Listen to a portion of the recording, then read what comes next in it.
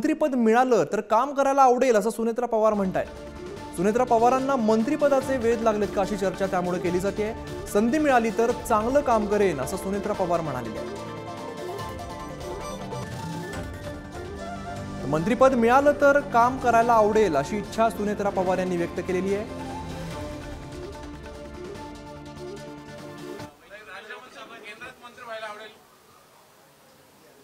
नक्कीच कुठलीही चांगली काम करण्याची संधी असेल तर आपण त्या संधीचं सोनं करण्यासाठी माझे नक्कीच प्रयत्न असतील।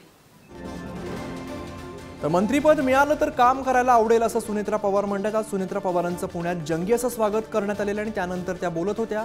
मंत्रिपद मिळालं तर काम करायला आवडेल अशी प्रतिक्रिया सुनेत्रा पवार यांनी दिलेली आहे। त्यामुळे सुनेत्रा पवारांना मंत्रिपदाचे वेध लागलेत का असा सवाल सुद्धा उपस्थित होतोय। तर संधी मिळाली तर चांगलं काम करेन असा विश्वास सुद्धा सुनेत्रा पवार यांनी व्यक्त केलेला आहे।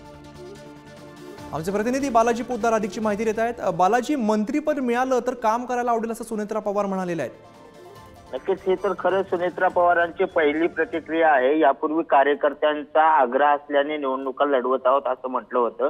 बारामती लोकसभेत पराभव झाल्यानंतर सुद्धा राज्यसभेवर कार्यकर्त्याच्या आग्रहाखातर ही सगळी निवड झाली असल्याचे सुनेत्रा पवार यांनी सांगितलं होतं। आज मात्र त्यांनी प्रसिद्धी माध्यमाशी बोलताना सांगितलंय की मला जर मंत्रिपद मिळालं तर त्या संधीचं सोनं करता येईल आणि मला ते काम करायला आवडेल। त्यामुळे जे राष्ट्रवादीच्या वाट्याला जे एक राज्यमंत्रीपद येणार आहे ते कदाचित आता सुनेत्रा पवार यांना मिळू शकतं आणि ही एक चांगली बातमी राष्ट्रवादीच्या कार्यकर्त्यांमध्ये उत्साह निर्माण करणारी ठरू शकते।